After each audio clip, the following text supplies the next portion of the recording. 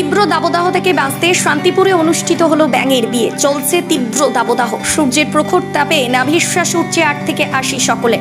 তাপপ্রবাহের কারণে ইতিমধ্যে বিভিন্ন সতর্কতা অবলম্বন করতে বলা হয়েছে আবহাওয়া দপ্তরের তরফে। প্রয়োজন ছাড়া রাস্তায় বেরোতে নিষেধ করছে চিকিৎসকরা। তবে বৃষ্টির যে দেখা নেই, তাপপ্রবাহে শুকিয়ে যাচ্ছে জলাশয়, ফাটল ধরছে চাষের জমিতে।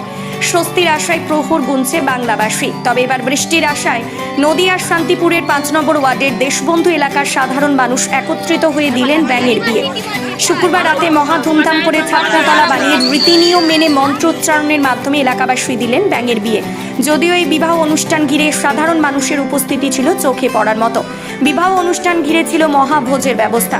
এলাকার সাধারণ মানুষরা জানাচ্ছেন, বিগত 3 বছর ধরে এই তাপপ্রবাহ থেকে বাঁচতে তারা ব্যাঙের বিবাহ অনুষ্ঠান করে থাকেন, আর তারপরেই বৃষ্টি হয়। তাই এবছরও তাদের এই অনুষ্ঠান। সাধারণ মানুষ যেন একটি স্বস্তি পায় দাবদাহ থেকে। তবে কথাই আছে, বিশ্বাসে মেলায় বস্তু তর্কে বহুদূর।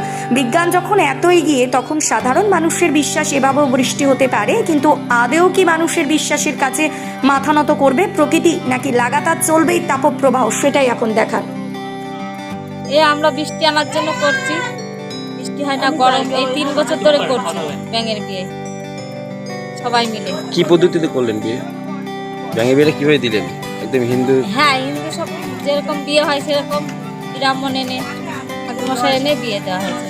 জল সারলাম, সবাই বাড়ি বাড়ি গেলাম, গায়ে হলুদ হলো, বিয়ে যেরকম নিয়ম হয় সেরকম নিয়ম মেনে হলো। লোকজন খাওয়া দাওয়ার ব্যবস্থা করেছে? হ্যাঁ, খাওয়া দাওয়ার ব্যবস্থা হয়েছে। কত লোক খাওয়া দাওয়া করছেন? 400। কি কি খাওয়া কি কি খাওয়াচ্ছে? খিচুড়ি, আলুর দম, পায়েস, চাটনি।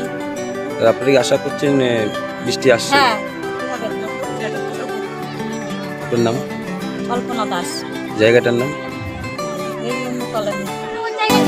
বৃষ্টি হচ্ছে না, সেই বৃষ্টির জন্য। এর আগেও কি কোনো বিয়ে দিলেন? এবার অন্য বছরে কি বৃষ্টি হয়? বিয়েটা কি একদম মানুষের বিয়ের মতন হচ্ছে? এই আপনার নাম?